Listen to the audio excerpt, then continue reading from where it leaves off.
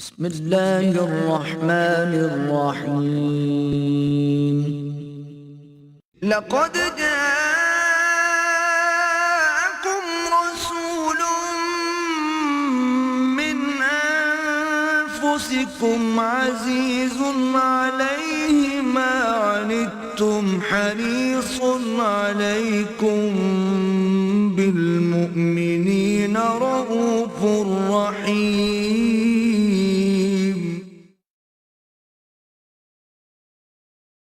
نحمده ونصلي على رسوله الكريم. اما بعد فاعوذ بالله من الشيطان الرجيم. بسم الله الرحمن الرحيم. قال الله تبارك وتعالى كما ورد في سورة البقرة: الله ولي الذين آمنوا يخرجهم من الظلمات إلى النور. وقال عز وجل كما ورد في سورة يونس: ألا إن أولياء الله لا خوف عليهم ولا هم يحزنون الذين آمنوا وكانوا يتقون لهم البشرى في الحياة الدنيا وفي الآخرة لا تبديل لخلق الله ذلك هو الفوز العظيم. وقال عز وجل كما ورد في سورة قاف: وَلَقَدْ خَلَقْنَا الْإِنسَانَ وَنَعْلَمُ مَا تُوَسْوِسُ بِهِ نَفْسُهُ وَنَحْنُ أَقْرَبُ إِلَيْهِ مِنْ حَبْلِ الْوَرِيدِ. وقال عز وجل كما ورد في آخر سورة العلق: فَلَا تُطِعْهُ وَاسْجُدْ وَاقْتَرِبْ. وقال عز وجل كما ورد في سورة بني إسرائيل: اولئک الذین یدعون یبتغون الی ربہم الوسیلۃ ایہم اقرب ویرجون رحمتہ ویخافون عذابہ ان عذاب ربک کان محذورا. صدق اللہ العظیم. وعن ابی ہریرہ رضی اللہ عنہ قال قال رسول اللہ صلی اللہ علیہ وسلم: ان اللہ تعالی قال: من عادى لي وليا فقد آذنته بالحرب وما تقرب إلي عبدي بشيء أحب إلي مما افترضته عليه وما يزال عبدي يتقرب إلي بالنوافل حتى أحبه فإذا أحببته كنت سمعه الذي يسمع به وبصره الذي يبصر به وَيَدَهُ الَّتِي يَبْطِشُ بِهَا وَرِجْلَهُ الَّتِي يَمْشِي بِهَا وَإِنْ سَأَلَنِي لَأُعْطِيَنَّهُ وَإِنْ اسْتَعَاذَنِي لَأُعِيذَنَّهُ. رواہ الامام البخاری رحمہ اللہ. رب اشرح لي صدری ويسر لي امری واحلل عقدۃ من لسانی یفقہوا قولی. اللهم ربنا الہمنا رشدنا واعذنا من شرور انفسنا. اللهم ارنا الحق حقا وارزقنا اتباعه وارنا الباطل باطلا وارزقنا اجتنابه. آمین یا رب العالمین. نہایت اہم حدیث ہے اس کا کہ ہم آج مطالعہ کر رہے ہیں. یہ کیوں سمجھیے کہ ہمارے ہاں جو مضامین تصوف کے عنوان سے بیان ہوتے ہیں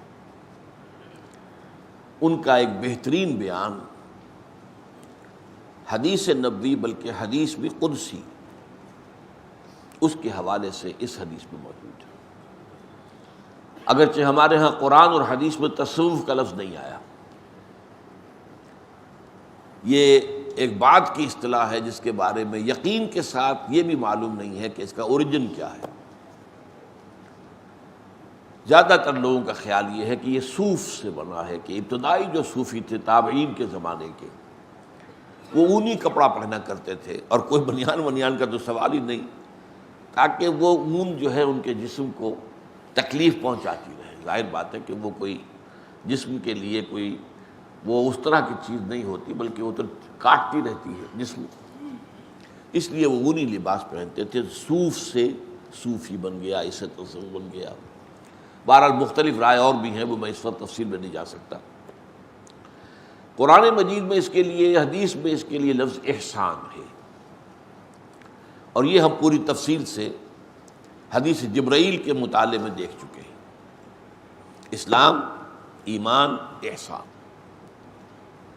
آج در حقیقت وہی مضمون ہے جو ذرا مختلف انداز میں یہاں آ رہا ہے، اور یہ بھی عرض کر دوں کہ اس میں نہایت خطرناک مضامین بھی ہیں۔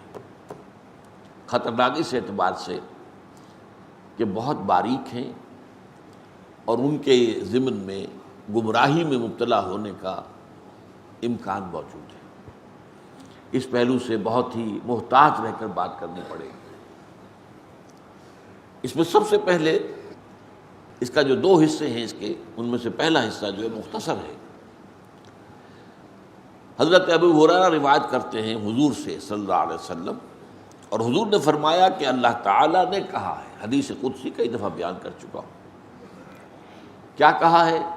من عادی لی ولیا فقد آذنتہ بالحرب، جس شخص نے میرے کسی ولی کے ساتھ دشمنی رکھی تو اس کے لیے میری جانب سے اعلان جنگ ہے۔ اب یہاں سوال پیدا ہوتا ہے کہ ولی کہتے کسے؟ ہمارے ہاں علم اولیاء اللہ اس معنی میں تو بہت مستعمل ہے۔ اولیاء اللہ، ایک ولی ہوتے کون ہیں؟ اس کے بارے میں ظاہر بات ہے کہ مختلف تصورات لوگوں کے ذہنوں میں ہیں۔ ولی وہی ہوتا ہے جس سے کچھ خارق عادات باتیں ظاہر ہو جائیں، کرامات ظاہر ہوں، جو کچھ غیب کی باتیں بھی بتا دے، مستقبل کی باتیں بھی بتا دے۔ بہرحال اس کی زندگی میں شریعت کی بھی پیروی موجود ہو، نظر آ رہی ہو، اس کا لباس، اس کی وضاحت وہ بھی سنت کے بہت قریب ہو۔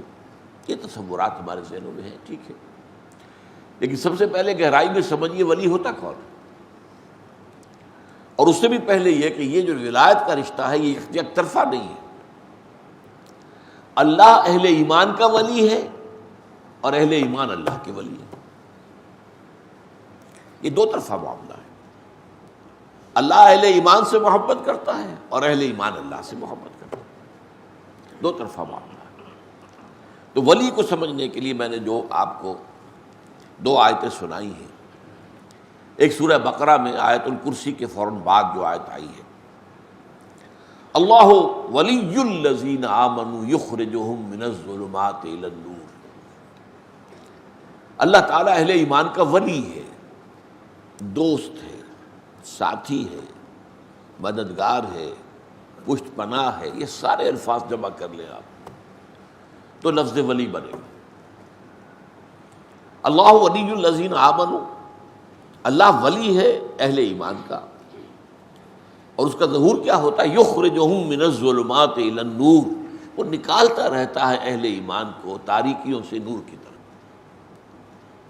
یہ تاریکیوں سے نور کی طرف آنا یہ کوئی ایک سڈن ایکٹ نہیں ہے، یہ تدریجی ہے، گریجول ہے۔ اس کا آغاز تو اسی سے ہو جائے گا جب کسی شخص نے زبان سے کلمہ شہادت ادا کیا، اشہد ان لا الہ الا اللہ وحدہ لا شریک لہ واشہد ان محمدا عبدہ ورسولہ صلی اللہ علیہ وسلم۔ یہاں سے وہ رشتہ شروع ہو گیا، لیکن اس رشتے میں پھر ترقی ہوتی ہے، یہ آگے بڑھتا ہے تدریجاً۔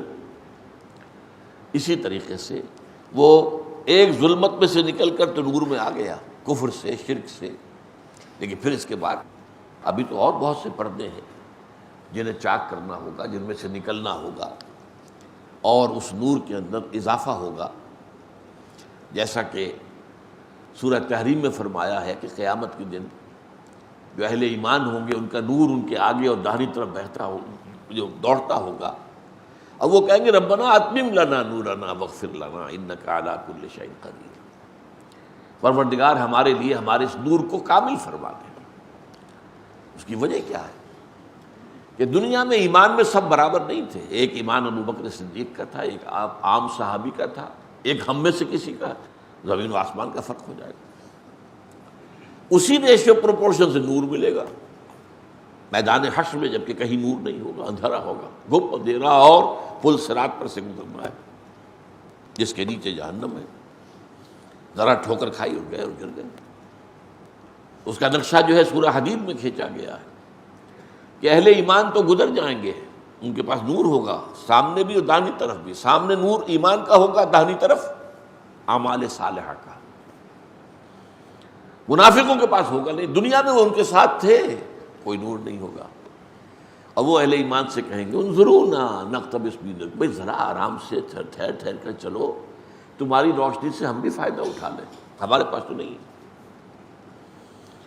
اس نور کے بارے میں آتا ہے کہ کسی کو تو اتنا ہوگا کہ مدینہ منورہ سے صنعاء تک اس کی روشنی چلی جائے، اور کسی کا نور اتنا ہوگا کہ صرف اس کے قدموں کے آگے روشنی ہو جائے گی. اب یہ بھی اس دن بہت خوش قسمت ہوگا.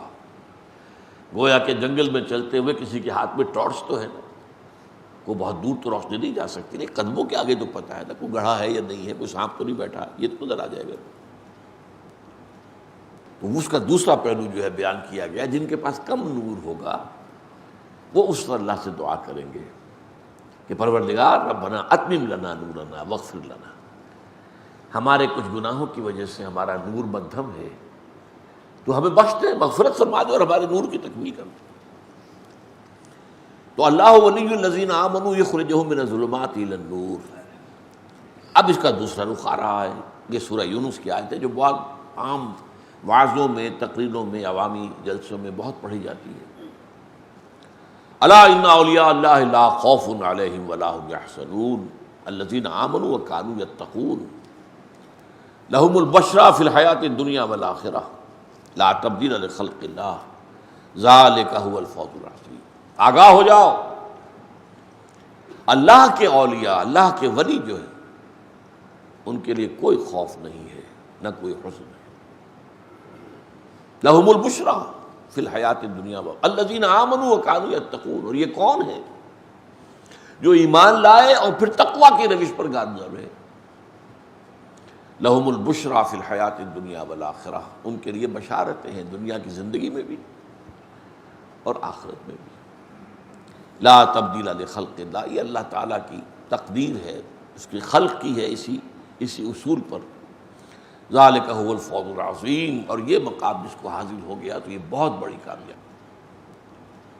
اب اس کا تجزیہ کیجیے، یعنی ولی کون ہے اس کو ڈیفائن کر دیا. الذین آمنوا وکانوا یتقون، وہ لوگ جو ایمان لائے اور انہوں نے تقوی کی روش اختیار کی. ایمان لائے کا مطلب ابھی میں نے بیان کیا، پہلا قدم تو ہو گیا شہادت، وربل اٹیسٹیشن. دوسرا قدم دل میں یقین پیدا ہو جانا. وَلَمَّا يَدْخُلِ الْإِيمَانُ فِي قُلُوبِكُمْ، بہت مرتبہ یہ آیت آئی ہے سورہ حجرات کی میرے بیان میں. ابھی تک ایمان تمہارے دلوں میں داخل نہیں ہوا، یہ بدو دعویٰ تو کر رہے ہیں لیکن یہ اسلام لائے ہیں، ایمان ابھی نہیں لائے. ایمان تو تب ہوگا جب کہ دل کے اندر یقین پیدا ہو. اور پھر اس سے بھی اگلا مرحلہ ہے، دل کے اس یقین کی انٹینسٹی اتنی ہو جائے کہ اتنا یقین ہو جیسے کہ اپنی آنکھوں سے کسی چیز کو دیکھ کر ہوتا ہے، جسے عین الیقین کہا جاتا ہے. یہ یقین کا درجہ، یہی احسان. گویا کہ میں اللہ کو دیکھ رہا ہوں، یا یہ یقین تو کم سے کم ہو جائے کہ اللہ مجھے دیکھ رہا ہے، میں اللہ تعالیٰ کی نگاہوں میں ہوں. تو یہ اس ایمان کے درجے ہوتے چلے جائیں گے، درجہ اول، درجہ دوم، درجہ سوم. اور اسی کا نام احسان ہے، وہی تصوف کی منزل ہے، یقین اس درجے ہو جانا کہ گویا کہ انسان اللہ کو دیکھ رہا ہے، یا کم سے کم یہ استحضار رہے ہر وقت کہ اللہ کی نگاہوں میں ہوں. اسی طرح تقویٰ کے بھی مراحل ہیں. یہ جو شراب کی حرمت کے ضمن میں آخری آیتیں آئیں سورہ مائدہ میں 91 92 اور پھر 93 میں، جو لوگوں کو تشویش پیدا ہو گئی کہ ایسی نجس چیز تھی تو ہمیں تو پیتے ہوئے کسی کو 60 برس بیت گئے، فرض کی 63 برس کی عمر اس وقت تھی، تو کتنا عرصہ ہو گیا ہوگا، 170 برس کا تھا. اور یہ میں بتا چکا ہوں، عرب کے کلچر کا یہ جزو لازم تھا، جیسے آج مغرب کی تہذیب میں جزو لازم ہے شراب کے بغیر کسی کھانے کا تصور نہیں ہے، کھانے کے ساتھ جو ہے شراب تو ہوگی. لیکن جب یہ لوگوں میں تشویش پیدا ہوئی تو فرمایا گیا لیس علی الذین آمنوا وعملوا الصالحات جناح فیما طعموا، وہ لوگ جو ایمان اور عمل صالح پر گامزن تھے، ان پر کوئی الزام نہیں، کوئی ملامت نہیں، کوئی گناہ نہیں، کوئی پرسش نہیں اس میں جو وہ پہلے کھا چکے۔ اس آخری حکم کے آنے سے پہلے جو کچھ کھایا پیا وہ معاف ہے۔ اذا واتقوا، جبکہ انہوں نے تقوی پر روش برقرار رکھی، وآمنوا وعملوا الصالحات، اور مزید ایمان لائے اور مزید عمل صالح کیے، ثم اتقوا وآمنوا، پھر اور تقوی میں بڑھے اور ایمان میں بڑھے، ثم اتقوا واحسنوا، پھر اور تقوی ہوا اور احسان کے درجے پر فائز ہو گئے۔ میں نے کیا بات بتانی چاہیے آپ کو؟ ایمان اور تقوی دونوں کے تین مراحل ہیں، تین درجے۔ ایمان میں اقرار باللسان، پھر یقین قلبی، اور پھر یقین کی انٹینسٹی، اور تقوی ابتدائی، دوسرا، تیسرا۔ اب اس میں میں ذرا تھوڑا سا تجزیہ کر کے آپ کو بتا دوں اس ایمان کے ثمرات کیا ہیں، ایمان کا ظہور کن شکلوں میں ہوتا ہے۔ ایک تو ایمان کے خارجی ثمرات ہیں، یوں سمجھیے کہ مثال دے رہا ہوں آپ کو کہ ایک درخت ہے، آم کا درخت ہے تو آم لگیں گے۔ ایمان ایک ایسا درخت ہے کہ جس میں دو طرح کے پھل لگتے ہیں، ایک ظاہری جو نظر آتے ہیں، ایک باطنی پھل لگتے ہیں جو نظر نہیں آتے۔ ظاہری پھل کیا ہے؟ نمبر ایک، اطاعت، سم و اطاعت، اللہ کو مانا ہے تو اب اللہ اور اس کے رسول کے احکام کی اطاعت کلی، سنو اور مانو، فاسمعوا واطیعوا۔ دوسرا، جہاد فی سبیل اللہ، اللہ کی راہ میں جہاد، اور جہاد کے دو کھاتے ہو جائیں گے، اللہ کے پیغام کو دنیا تک پہنچانا، دعوت، اور اللہ کے دین کو قائم کرنا، نظام برپا کر دینا، اقامت۔ اس میں تن من دھن لگانا، مال اور اپنے جسم و جان کی قوتوں اور صلاحیتوں کو صرف کرنا ہی۔ اب یہ وہ چیزیں ہیں جو میں نے عرض کیا کہ جو خارجی جو ہے نظر آ جائے گا، کسی شخص میں اطاعت ہے یا نہیں ہے، نماز پڑھتا ہے یا نہیں پڑھتا، روزہ رکھتا ہے کہ نہیں رکھتا، کیا ہے اس کے اندر، ہے کہ نہیں ہے، حلال و حرام پر کاربند ہے کہ نہیں، نظر تو آ جائے گا۔ جہاد کرے گا تو نظر تو آئے گا، دعوت دے رہا ہے، تبلیغ کر رہا ہے، قرآن پڑھ رہا ہے، پڑھا رہا ہے، سکھا رہا ہے، پھیلا رہا ہے، پہنچا رہا ہے، اور اللہ کے دین کو قائم کرنے کی جد و جہد میں لگا ہوا ہے، ایک جماعتی نظم کے ساتھ، ڈسپلن کے ساتھ۔ تو یہ تو ہے خارجی یا ظاہری جو ثمرات، ثمر کہتے ہیں نا پھل کو، ثمرات۔ ایک خاص قسم کا آم آپ کو معلوم ہے جو آج موسم ہے آم کا، ثمر بہشت اس کا نام رکھا گیا ہے، بہشت کا گویا کہ پھل ہے، وہ بہت اونچی کوالٹی آموں کی ثمر بہشت ہے، چونسا جس کو کہ پھر اس کی ایک خاص صورت ہے۔ بہرحال دوسرے باطنی ہے، باطنی میں سب سے پہلی چیز ہے تسلیم و رضا، جو اللہ کی طرف سے آئے قبول کرو بغیر کسی شکوے اور شکایت۔ ما اصاب من مصیبت الا باذن اللہ، جو چیز بھی مصیبت تم پر آئی ہے وہ اللہ کے اذن کے بغیر نہیں آئی ہے، اللہ نے سینکشن کیا، اوکے لیٹ اٹ ہیپن۔ کوئی ابو جہل کسی صحابی کو نہیں مار سکتا تھا اگر اللہ کی اجازت نہ ہوتی، کوئی ابو جہل سمیہ اور یاسر کو قتل نہیں کر سکتا تھا رضی اللہ تعالی عنہما جب تک کہ اذن رب نہ ہوتا۔ اذن رب نہ ہوتا تو ہاتھ ہی شل ہو جاتا، ہاتھ اٹھتا ہی نہ وہ گھوڑا مارنے کے لیے۔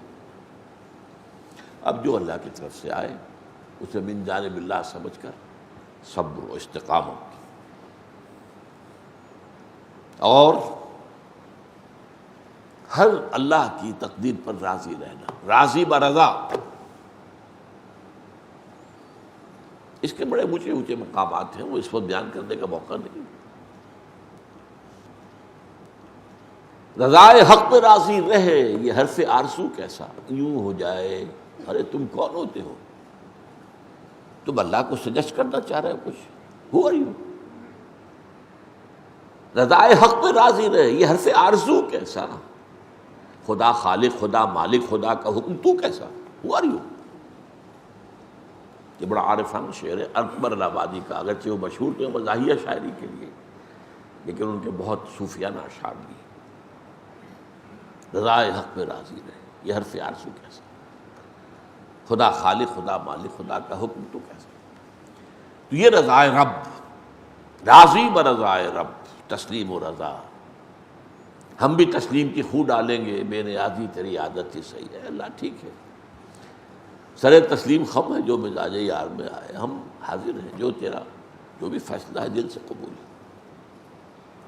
اسی کا ایک حصہ تفویض الامر الی، اپنے معاملے کو اللہ کے حوالے کر دینا. یہ بھی ایک ذہنی کیفیت ہے، اندر کی نفسیاتی کیفیت ہے. تفویض الامر الی اللہ وافوض امری الی اللہ ان اللہ بصیر بالعباد. میں کاہے کو چنتا کروں، کاہے کو تشویش میں مبتلا ہو جاؤں، کاہے کو؟ میرا رب جانتا ہے میری ضرورت کیا ہے. میں دعا بھی کیا کروں وہ تو جانتا ہے. میں نے باہر آپ کو بتایا ہے، ایک مقام پر آ کر ایمان کے ایک درجے میں دعا ختم ہو جاتی ہے. دعا رہ جاتی ہے صرف اے اللہ ہدایت میں اور اضافہ کر، اے اللہ علم میں اور اضافہ فرما، رب زدنی علما، اے اللہ استقامت عطا فرما. دعا ہی رہ جائے. یہ دے دے، اچھا تم اللہ کو سکھا رہے ہو، پڑھا رہے ہو، تمہیں کیا پتا یہ شے تمہارے حق میں اچھی بھی ہے کہ نہیں. عسیٰ ان تکرہوا شیئا وہو خیر لکم وعسیٰ ان تحبوا شیئا وہو شر لکم واللہ یعلم وانتم لا تعلمون. ہو سکتا ہے تم کسی چیز کو ناپسند کرو حالانکہ اسی میں تمہارا خیر ہو، تمہیں کیا پتا. اور کسی چیز کو پسند کرو اور اس میں تمہارے لیے شر ہو، اللہ جانتا ہے تم نہیں جانتے. حوالے کرو نا بھائی، اے اللہ جو تیرا فیصلہ. یہ بات نہیں ثمرات ہے ایمان. اسی لیے ایک شعر ہے بہت پیارا، کار ساز ماں بے فکر کار ماں. میرا کارساز خود میرے معاملے کی فکر کر رہا ہے. ہم پڑھ چکے پچھلی حدیث میں، جب میرا بندہ اپنے کسی بھائی کے کام میں لگا ہو میں اس کے کام میں لگ جاتا ہوں. پڑھ چکے کہ نہیں؟ آپ اللہ کے کام میں لگ جائیے، اللہ آپ کے کام پورے کرے گا. آپ تلمنگ لگا دیجیے اللہ کے دین کے لیے، He will take care of all your affairs. کار ساز ماں بے فکر کار ماں، فکر ماں در کار ماں آزار ماں. جب میں اپنے معاملات میں خود غور فکر کا نتیجہ نکالتا ہوں تو وہ الٹا پڑتا ہے، آزار ہو جاتا ہے، میرے لیے باعث تکلیف ہو جاتا ہے. تو کیوں نہ اس کے حوالے کر دوں. وَفَوِّضُ أَمْرِي إِلَى اللَّهِ إِنَّ اللَّهَ بَصِيرٌ بِالْعِبَادِ. اسی بات کی ثمرات میں سے توکل علی اللہ. کسی ذریعے پر، مادی پر، کسی سبب پر کوئی اعتماد اور توکل نہ رہے سوائے اللہ کی. مسبب الاسباب. وہ جو حضور کو بھی کہہ دیا گیا تھا وَلَا تَقُولَنَّ لِشَيْءٍ إِنِّي فَاعِلٌ ذَلِكَ غَدًا إِلَّا أَن يَشَاءَ اللَّهُ. دیکھیے پھر کبھی نہ کہہ دیجیے گا کہ میں یہ کام کل ضرور کر دوں گا. الا یشاء اللہ، انشاءاللہ کے ساتھ کہنا ہے اللہ نے چاہا تو. میرا ارادہ ہے، گاڑی میں نے تیار کر رکھی ہے، اس کی سروس بھی ہو گئی ہے، ٹیوننگ بھی ہو گئی ہے، پیٹرول کی ٹنکی بھری ہوئی ہے، بس صبح میں اٹھوں گا چل دوں گا. بھول گئے وہ کہ تمہارے اس ارادے کے درمیان اور بالفعل کسی کام کے ہونے کے درمیان there is many a slip between the cup and the lip.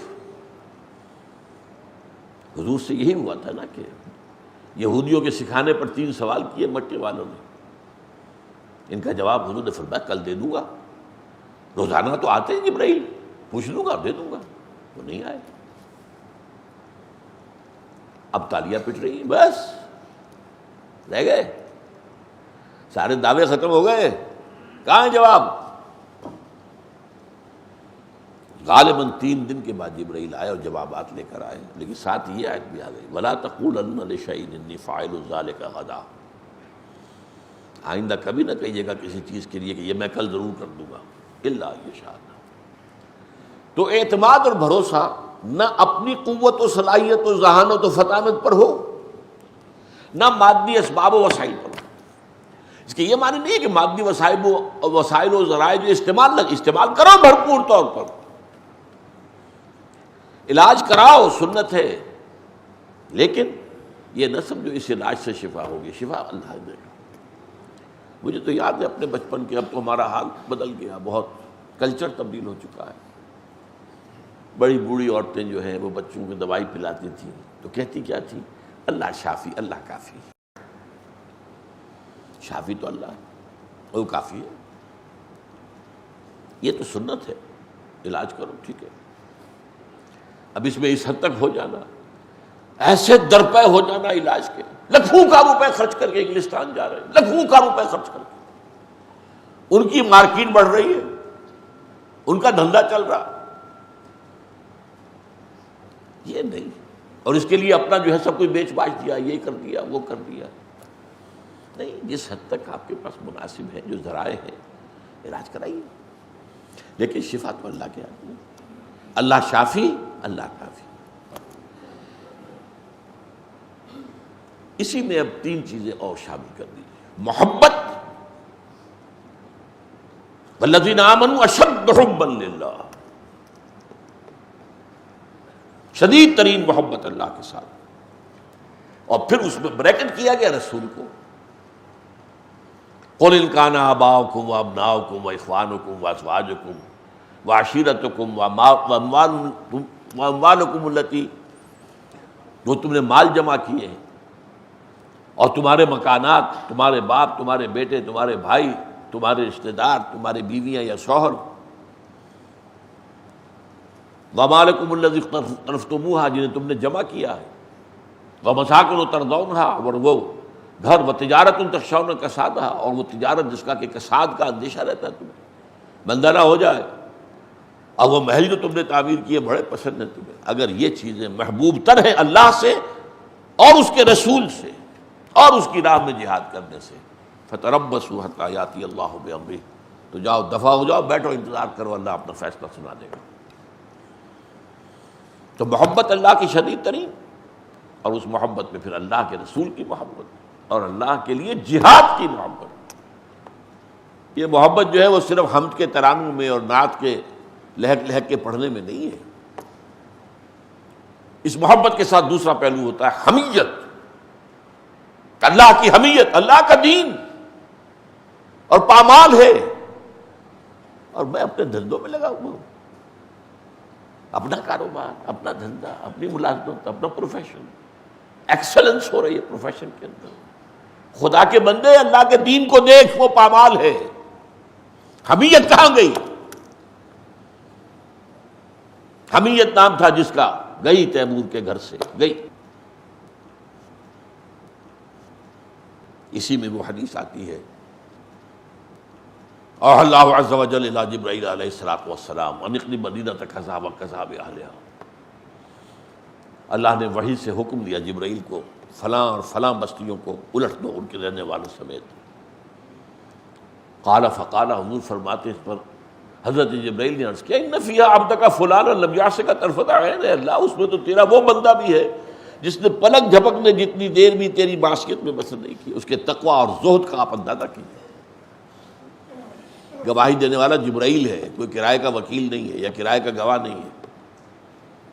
کہاں دے رہا گواہی؟ جہاں ابو جہل بھی جھوٹ نہیں بولے گا.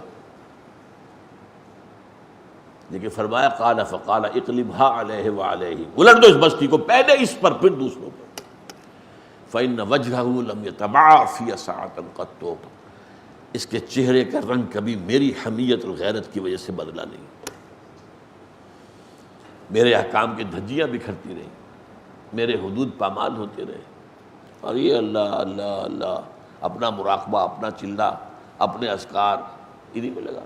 مست رکھو ذکر و فکر صبح گاہی میں اسے، پختہ تر کر دو مزاج خانقاہی میں اسے. حمیت اور نصرت. یا ایھا الذین آمنوا کونوا انصار اللہ، اہل ایمان اللہ کے مددگار بنو، اللہ کے مددگار.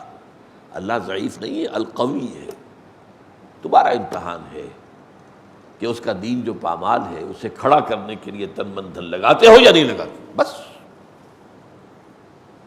کھڑا کر دینا تمہارے بس میں نہیں ہے، اس میں تن من لگا دینا تو تمہارے بس میں ہے نا. بس یہ کامیابی ہے. کتنے نبی چلے گئے، ان کے ہاتھوں کوئی تبدیلی نہیں آئی، انقلاب نہیں برپا ہوا. معدود چند لوگوں نے مانا، باقی سب کو ہلاک کر دیا گیا. حضور کے دستے مبارک سے انقلاب آیا، نظام آیا، کھڑا ہو گیا نظام. جاء الحق وزهق الباطل ان الباطل کان زہوقا. یہ تکمیل رسالت کا مظہر ہے سب سے بڑا حضور پر، تکمیل رسالت. تو یہ ہے نصرت اللہ کی اور اس کے رسول کی، تاکہ اللہ دیکھ لے کون ہے مددگار اس کے اور اس کے رسول کے. یہ ہے ولایت کا تعلق. اب اس ایسے ولی کے خلاف جو بھی بغض رکھے گا، عداوت رکھے گا، دشمنی کرے گا، اللہ کی طرف سے اعلان جنگ ہے. یہ تو ظاہر بات ہے، یہ تو مروت کا تقاضا ہے، شرافت کا تقاضا ہے. اگر ایک شخص اللہ کی حمایت میں لگا ہوا ہے تو اس کے دشمن جو اللہ کے دشمن ہو گئے. فقط آذنتہ بالحرب. اگرچہ اس میں یہ نہیں ہوتا کہ آنے واحد میں ختم کر دیے جائیں. یہ نہیں ہوا مکے میں کہ جیسے ابو جہل نے حضور پر زیادتیاں شروع کی فوراً ختم کر دیا گیا. نہیں، اللہ کی اپنی سنت ہے. وہ اہل ایمان کو بھی پہلے اچھی طرح ٹھوک بجا کر دیکھتا ہے. امتحانات، اور امتحان کافروں کے ہاتھ میں آئیں گے نا. اگر کافر اول دن ختم ہو جاتے تو امتحان کہاں سے آتا؟ کس کے ہاتھوں آتا؟ آزمائش کس کے ہاتھوں آتا؟ وہ تو آزمائش جب آتی تو پتہ چلتا ہے کون کتنا کھرا ہے، کتنا کھوٹا ہے، کس میں کوئی کھوٹ ہے یا نہیں ہے. احسب الناس ان یترکوا ان یقولوا آمنا وهم لا یفتنون. کیا لوگوں نے سمجھا تھا کہ اسی پر چھوڑ دیے جائیں گے کہ ہم ایمان لے آئے کہہ دیں، اور انہیں آزمایا نہیں جائے گا؟ وَلَقَدْ فَتَنَّا الَّذِينَ مِن قَبْلِهِمْ. ہم نے تو آزمایا ہے ان سب کو جو ان سے پہلے آئے. فَلَيَعْلَمَنَّ اللَّهُ الَّذِينَ صَدَقُوا وَلَيَعْلَمَنَّ الْكَاذِبِينَ. اللہ تو دودھ کا دودھ، پانی کا پانی علیحدہ کر دے گا. یہ ہے سچے جس نے اپنا وعدہ پورا کیا، عہد نبھایا، اور یہ ہیں جھوٹے جنہوں نے وعدے کیے تھے جھوٹے تھے. تو یہ بات جو ہے فطری ہے. من عادى لي وليا فقد آذنته بالحرب. یہ تو ہے پہلا حصہ، اور اس میں ہمارا وقت ختم ہو گیا، حالانکہ یہ تو چھوٹا حصہ تھا. اب جو خطرناک موضوع ہے وہ اگلا ہے. اس میں ایک بہت عظیم مسئلہ سامنے آ رہا ہے، اس کا سمجھنا بہت ضروری ہے. تقرب الی اللہ کے دو مراحل بیان کیے اس حدیث میں. فرمایا وَمَا تَقَرَّبَ إِلَيَّ عَبْدِي بِشَيْءٍ أَحَبَّ إِلَيَّ مِمَّا افْتَرَضْتُهُ عَلَيْهِ. میرا بندہ جب میرا قرب حاصل کرنے کی کوشش کرتا، تقرب جو ہے باب تفاعل ہے، محنت سے کوئی کام کرنا، کوئی چیز حاصل کرنا محنت کے ساتھ. تقرب، تعلم، علم حاصل کرنا محنت کے ساتھ، مسلسل پہم جد و جہد کے ساتھ. من تقرب الی عبدی ما تقرب الی عبدی بشیء احب الی مما افترضته علیہ. میرا بندہ جب میرا قرب حاصل کرتا ہے تو جن چیزوں سے حاصل کرتا ہے ان میں مجھے محبوب ترین وہ ہیں کہ جو میں نے اس پر فرض کر دی. اس کے برعکس وما یزال عبدی یتقرب الی بالنوافل. اور نہیں ہوتا یہ کہ میرا بندہ میرا قرب حاصل کر رہا ہو نوافل کے ذریعے سے، یہاں تک کہ ایک مقام آ جاتا حتی احبہ، کہ میں اس سے محبت کرنے لگتا ہوں. فکنت سمعہ الذی یسمع بہ، پھر میں اس کے کان بن جاتا ہوں جن سے وہ سنتا ہے. اب دیکھیے یہاں میں نے کہا تھا ہوشیار کے رہبر دب تیغست قدم را، ہوشیار ہو جائیے. اب ایسا پل صراط کا مقام آ گیا ہے کہ ذرا ادھر سے ادھر ہوئے تو معاملہ خراب ہو جائے. اللہ بندے کا کان بن جاتا ہے. وَبَصَرُهُ الَّذِي يُبْصِرُ بِهِ، میں اس کے وہ آنکھیں بن جاتا ہوں جس سے وہ دیکھتا ہے. اللہ اکبر، کیا مطلب ہے اس کا؟ کون سمجھے گا؟ وَيَدَهُ الَّتِي يَبْطِشُ بِهَا، اور میں اس کا ہاتھ بن جاتا ہوں جس سے وہ پکڑتا ہے. وَرِجْلَهُ الَّتِي يَمْشِي بِهَا، اور اس کے پاؤں بن جاتا ہوں جس سے وہ چلتا ہے. اللہ اکبر، اللہ بندے کے پاؤں بن جاتا ہے. یہ کون سا مقام ہے؟ اب ان دونوں میں بلند تر کون سا مقام ہے؟ دیکھیے یہاں بھی وہی بات آئے گی میں نے عرض کیا ہے کئی دفعہ، جہاد کے 3 مراحل ہیں: نفس کے خلاف جہاد، باطل نظریات کے خلاف جہاد، اور نظام باطل کے خلاف جہاد۔ سب سے اونچا کون سا ہے؟ نظام باطل کے خلاف جہاد۔ اہم ترین کون سا ہے؟ نفس کے خلاف جہاد۔ ایو الجہاد افضل، افضل ترین جہاد وہ ہے نچلا والا، پہلی منزل کا۔ اس لیے کہ پہلی منزل ہوگی تو دوسری بنے گی، دوسری ہوگی تو تیسری بنے گی۔ اسی طرح یہاں پر بھی وہی، اب اس کو فوری کنٹراسٹ کہیے، تضاد نہیں، لیکن یہ کہ فوری طور پر ایک کنٹراسٹ تھا سامنے آتا۔ سب سے محبوب تو ہے فرائض کے ذریعے سے تقرب حاصل کرنا، محبوب وہ ہے۔ سب سے بلند یہ ہے۔ اب اس میں پہلی بات تو سمجھنے کی یہ ہے کہ اللہ سے تقرب کے معنی کیا ہے؟ کیا اللہ کہیں دور ہے؟ وہ سیڑھی چڑھ کے جانا پڑے گا اس کے پاس؟ یہ تو نہیں ہے۔ وہ تو میں نے آیت آپ کو سنا دی، سورہ قاف، وَلَقَدْ خَلَقْنَا الْإِنسَانَ وَنَعْلَمُ مَا تُوَسْوِسُ بِهِ نَفْسُهُ وَنَحْنُ أَقْرَبُ إِلَيْهِ مِنْ حَبْلِ الْوَرِيدِ۔ ہم نے ہی انسان کو پیدا کیا، ہمیں معلوم ہے اس کا نفس اندر سے کیا وسوسہ اندازی کرتا رہتا ہے۔ یہ نفس امارہ، ان النفس لامارۃ بالسوء، وی نو اٹ، ہم ہی نے بنایا نا۔ وہ ساری خواہشات ہم نے رکھی اس نفس کے اندر، وہ سارے اینیمل انسٹنکٹس ہم ہی نے رکھے ہیں نا اس کے اندر، وی نو اٹ۔ کیا گھڑی ساز کو پتہ نہ ہوگا گھڑی میں کون سے پردے ہیں؟ لیکن یہ کہ وَنَحْنُ أَقْرَبُ إِلَيْهِ مِنْ حَبْلِ الْوَرِيدِ، ہم اس سے قریب تر ہیں اس کی رگ جان سے بھی، سب سے بڑی جو رگ ہوتی ہے۔ تو اللہ تو اتنا قریب ہے، پھر تقرب کی کیا بنے؟ یہ بات غور طلب ہے۔ اللہ قریب ہے، ہم دور ہیں۔ بہت پیارے اشعار ہیں: کرا جوئی چرا در پیچ و تابی، کہ او پیداست تو زیر نقابی۔ کسے ڈھونڈ رہے ہو بھائی آ کر یہاں جنگل کی گپھاؤں میں اور غاروں میں اور پہاڑوں کی چوٹیوں پر؟ کسے ڈھونڈ رہے ہو؟ یہ پیچ و تاب کیا ہے تمہارے اندر؟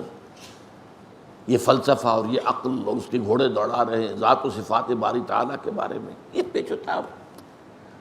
اسی کشمکش میں گزری میری زندگی کی راتیں، کبھی سوز و ساز رومی، کبھی پیچ و تاب رازی، یہ پیچ و تاب۔ اقبال نے اس حرف پیچا پیچ کہا ہے، فلسفہ، منطق۔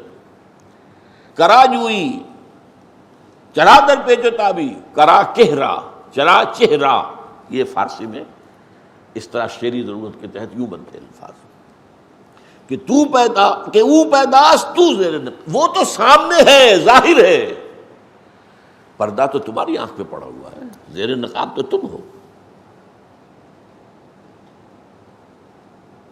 یہی وجہ ہے جنہیں عام طور پہ داتا بخش کہہ دیا جاتا ہے، شیخ عثمان بن علی الجلابی ثم حجویری ثم لاہوری، ان کی کتاب یہ تصوف کی بالکل ابتدائی کتابوں میں سے ہے، کشف المحجوب، بالکل ابتدائی، امہات الکتب میں سے تصوف۔ نام کیا ہے؟ کشف المحجوب۔ حجاب میں ہم آئے ہوئے ہیں، وہ تو ہے، ہر جگہ ہے، وہ معکم اینما کنتم، تم جہاں بھی ہوتے ہو تمہارے ساتھ ہوتا ہے۔ اب یہ پھر بڑا خطرناک مسئلہ، اس پہ بڑی بحثیں، کیا اللہ یہاں ہے؟ وہ تو کہہ رہا جہاں بھی تم ہوتے ہو میں ہوتا ہوں۔ اب اس میں ایک تعویل کی گئی، صفاتی طور پر ہوتا ہے کہ وہ ہماری ہر بات کو دیکھ رہا ہے، وہ کہیں دور بیٹھا ہوا، یہ ایک خاص تصور ہے جو اکثر کم سے کم جو بھی ذہن و فکر کی کوئی اونچی سطح رکھتے ہوں وہ اس کو قبول کرنے کو تیار نہیں۔ اللہ کسی جگہ پر محدود ہے؟ نہیں۔ کیسے؟ ہمارے ساتھ نہیں جانتے۔ اس میں یہ ہے اصل میں جو بچانے والا راستہ ہے۔ اللہ دیکھتا ہے، کیسے دیکھتا ہے ہم نہیں جانتے۔ کیا اس کی آنکھیں اس طرح کی ہیں؟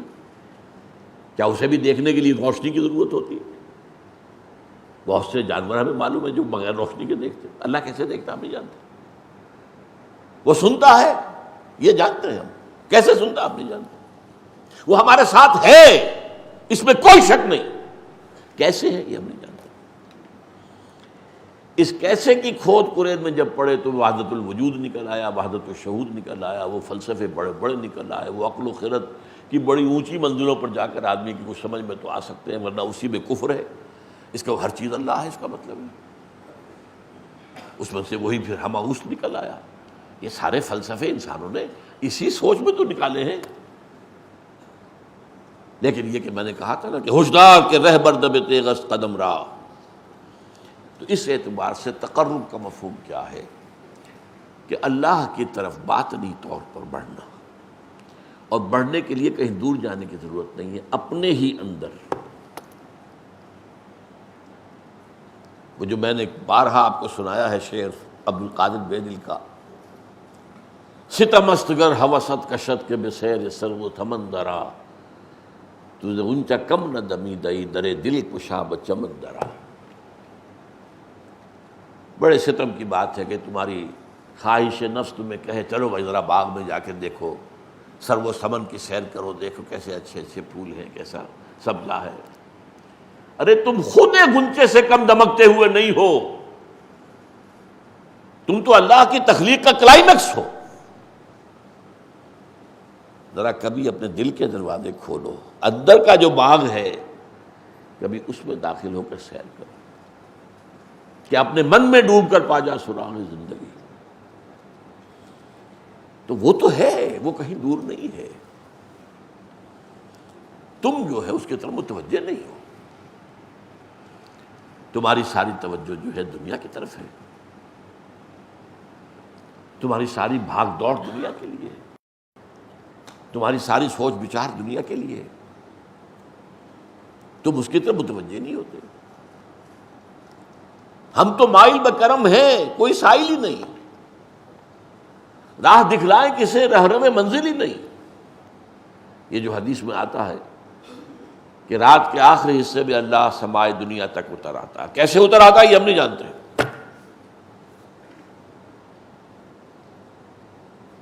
قیامت کے دن اللہ اس زمین پر نزول فرمائے گا، وجاء ربک والملک صفا صفا، میدان قیامت اسی زمین پر ہوگا،